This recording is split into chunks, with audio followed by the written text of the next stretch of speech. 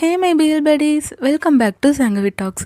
இன்றைக்கி நம்ம சேனலில் இப்போ புதுசாக வெளிவந்திருக்க ஒரு Korean BL drama voice over தான் பார்க்க போகிறோம். இந்த ட்ராமா உங்களுக்கு பிடிக்கும்னு நம்புகிறேன். வீடியோக்குள்ளே போகிறதுக்கு முன்னாடி நீங்கள் இனி சங்கவி டாக்ஸை சப்ஸ்கிரைப் பண்ணலன்னா சப்ஸ்கிரைப் பண்ணி பெல் ஐக்கானை கிளிக் பண்ணிடுங்க. கூடவே இந்த வீடியோக்கு ஒரு லைக்கையும் போட்டுருங்க. அப்போ தான் இந்த வீடியோ நிறைய பேருக்கு போய் ரீச் ஆகும். இது ஒரு காப்ளின் ஹியூமன் லவ் ஸ்டோரி. இந்த ட்ராமாவோட ஸ்டார்டிங்கில் இந்த கதைக்கான பேக் ஸ்டோரி சொல்கிறாங்க. ஒரு காலத்தில் ஒரு ராஜா இருந்தார். அவர் பேர் ஜின்ஜி. அவர் ஆக்சுவலாக ஒரு ப்ளே பாய் தான். ஆனால் அவருக்கு ஒரு பொண்ணை ரொம்பவே பிடிச்சிருது.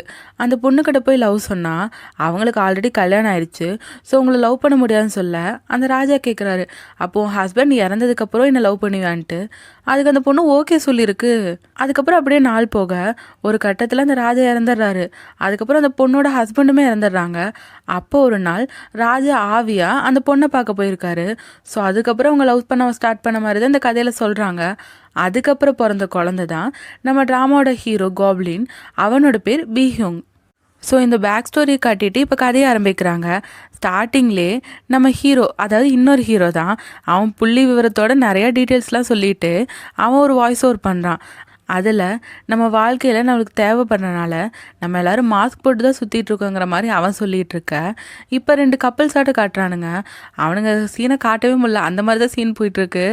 அப்போ அவனுங்களுக்கு ஒரு மெசேஜ் வர, அதில் ஒரு பொண்ணு தான் மெசேஜ் பண்ணியிருக்கா, இன்றைக்கி நம்ம அப்பாயின்மெண்ட்டை நீ மறக்கலைன்னு கேட்க. அதுக்கு இவனும் ஓகே போட்டுடுறான்.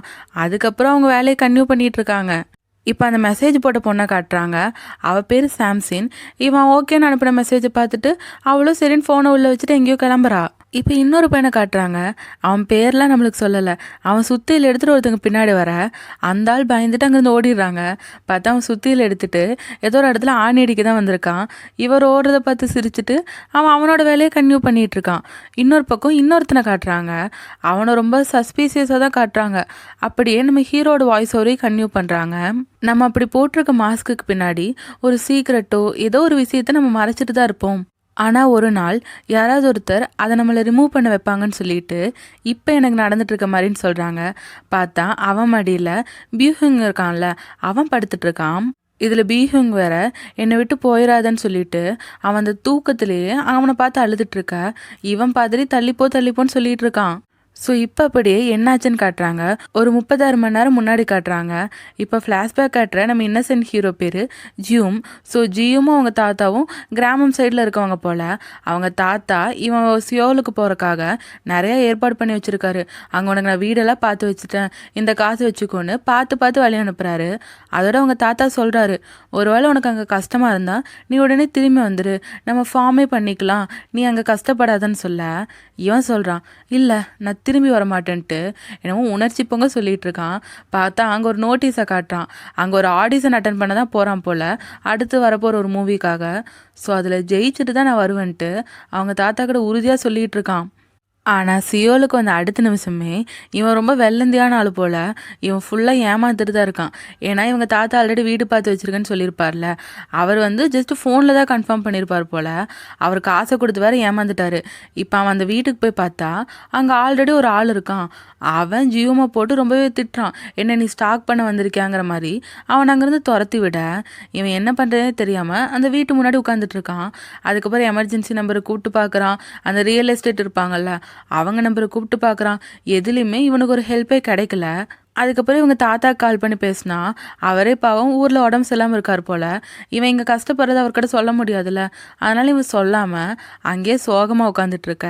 அந்த வீட்டில் குடியிருக்க ஆள் இருக்கான்ல, அவன் மறுபடியும் வந்து நீ இன்னும் இங்கே தான் இருக்கேன்னு சொல்லிட்டு இவனை துரத்த இவன் பாவம் அவன் கிடந்து ஓடிட்டு இருக்கான். அதுக்கப்புறம் எங்கே போகிறதுன்னு தெரியாமல் ரோட்லேயே ஒரு சின்ன செட்டப்பாட்டை பண்ணிவிட்டு இவன் படுத்துக்க ஆரம்பிச்சிடுறான். அதுவும் இவன் ரொம்ப வெள்ளந்தான் ஆள் போல். அவன் ஷூவை கூட அப்படியே வெளிப்படையாக கழட்டி வச்சுட்டு படுக்க. அடுத்த நாள் எந்திரிச்சு பார்க்கும்போது அந்த ஷூ இல்லை. ஏன்னா யாராவது ஒருத்தர் தூக்கிட்டு போயிருப்பாங்கல்ல. இவன் அப்படியே பாவமாக நடந்து வந்துட்டு இருக்க. அப்போ தான் ஒரு ரெஸ்டாரண்ட் கிட்ட வரும்போது அந்த ரெஸ்டாரண்ட்டோட ஓனர் ஃபோனில் யாருக்கிட்டையோ ஒரு வேலையை பற்றி பேசிகிட்டு இருக்காங்க. இவன் உடனே போய் கேட்குறான், உங்களுக்கு எதுக்காச்சும் வேலைக்கு ஆள் வேணுமான்ட்டு. ஆக்சுவலாக அந்த ரெஸ்டாரண்ட்டோட பேர் காப்ளின் ரெஸ்டாரண்ட். அங்கே அந்த காப்ளின் பொம்மை விச போடுறதுக்கு தான் ஆள் தேவை போல். அந்த வேலையை இவனுக்கு கொடுத்துட்டாங்க. ஸோ இவன் அங்கே போட்டுட்ருக்க. அங்கேருந்து குழந்தைங்களாம் ரொம்பவே சேட்டை பண்ணுது. இவனை பிடிச்சி நல்லா தொல்லை பண்ணிகிட்ருக்கு. அதுக்கப்புறம் சரின்ட்டு ஒரு இடத்துல ரிலாக்ஸாகி உட்காந்தா அப்போ 2 பசங்க வந்துடுறாங்க. இவன் போட்டிருக்க காப்ளின் வேஸ்ட்டை பார்த்து அவனுக்கு நல்லா கிண்டல் பண்ணிட்டு இவனையும் பிடிச்சி அடித்து தொல்லை பண்ணிட்டு இருக்காங்க. இதில் அதை வச்சு வீடியோ வேறு எடுத்துகிட்டு இருக்காங்க. அப்போ தான் நம்ம ஹீரோ சார் என்ட்ரி. அவர் வந்து இவனை காப்பாற்ற பார்க்குறாரு. அந்த பசங்களும் கேட்குறாங்க, ஏன் இவனுக்கும் உனக்கும் என்ன ரிலேஷன்ட்டு. ஆனால் எங்கள் 2 பேரும் ஆல்ரெடி முன்னாடியே தெரியும்னு சொல்லிட்டு இவன் அந்த பசங்களுக்கு உட்காந்து பனிஷ்மெண்ட் கொடுக்க ஆரம்பிச்சிட்றான். அந்த பசங்களும் எங்களை மன்னிச்சிருங்கன்னு சொல்லிடுற. இவன் கேட்குறான், சரி ஓகே நீங்கள் என்ன தப்பு பண்ணீங்கன்ட்டு.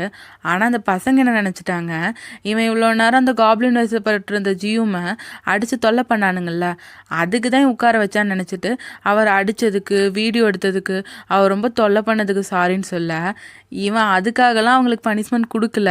அவங்கெல்லாம் காப்ளினை பற்றி திட்டிட்டு தான் அந்த பையனை போட்டு அடிச்சிருப்பாங்க. ஸோ காப்ளின்ஸை பற்றி எப்படி நீங்கள் தப்பாக பேசலாம், எப்படி கிண்டல் பண்ணலான்னு சொல்லிட்டு தான் இவன் இங்கே வந்து உணர்ச்சி பொங்க பேசிகிட்டு இருக்கான்.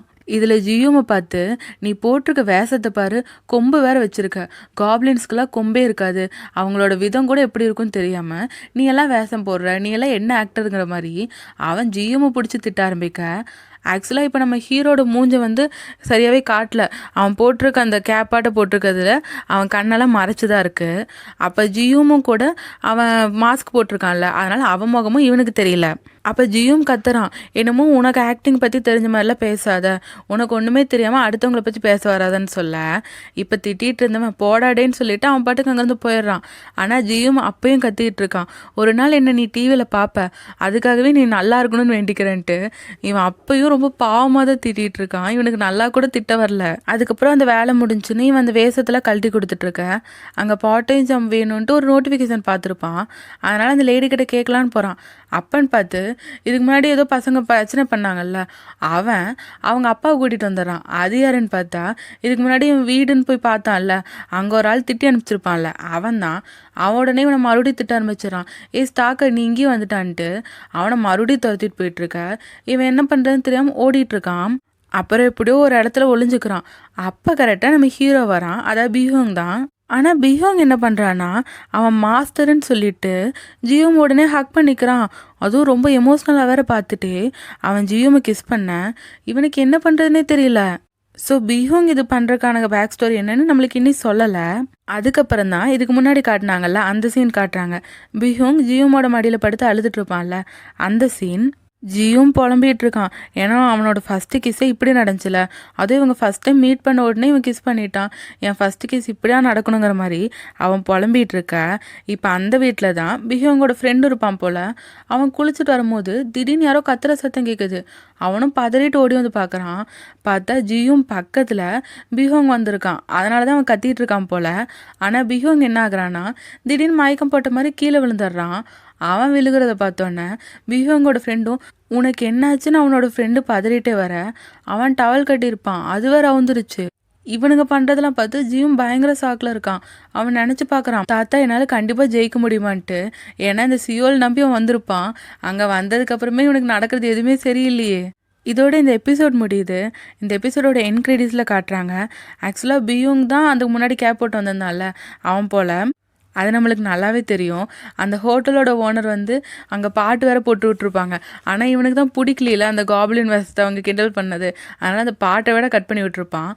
அப்போ தான் ஜியோமா அந்த பசங்களாம் கிண்டல் பண்ணி அடிச்சுட்டு இருக்கிறத பார்த்துட்டு இவன் அங்கே போயிருப்பான் போல். இந்த ட்ராமா எப்படி இருந்துச்சுன்னு நீங்கள் கமெண்ட்ஸில் சொல்லுங்கள். இந்த ட்ராமாவை கன்டினியூ பண்ணலாமா வேணாமான்னு நீங்கள் சொல்லுங்கள். ஆக்சுவலாக இந்த ட்ராமாவோட பேக் ஸ்டோரி சொன்னாங்கல்ல, அது மட்டும் எனக்கு அவ்வளோக்கும் பிடிக்கல. மற்றபடி கதைக்குள்ளே வந்ததுக்கப்புறம் எனக்கு கொஞ்சம் காமெடியாக இருக்க மாதிரி தோணுச்சு. மேபி இனி வர எபிசோட்ஸ் இன்னி காமெடியாக இருக்குமா என்னன்னு தெரியல. அதனால தான் நான் எதுக்கும் போட்டு பார்ப்போன்னு போட்டேன்.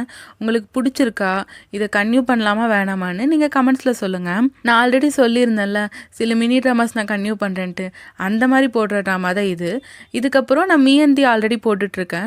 அதுக்கப்புறம் இப்போ புதுசாக வரப்போகிற ஒரு சூப்பரான சீரீஸ் போட போகிறேன். அதுக்கு வெயிட் பண்ணி பாருங்கள், கண்டிப்பாக உங்களுக்கு பிடிக்கும். இனிமேல் தான் தாயில் அந்த சீரீஸ் ரிலீஸ் ஆக போகுது. வீடியோ உங்களுக்கு பிடிச்சிருந்தா லைக் ஷேர் பண்ணி சப்போர்ட் பண்ணுங்கள். சங்கவி டாக்ஸை சப்ஸ்கிரைப் பண்ணி பெல் ஐக்கானை கிளிக் பண்ணிடுங்க. மீண்டும் அடுத்த வீடியோவில் சந்திப்போம். பாய்.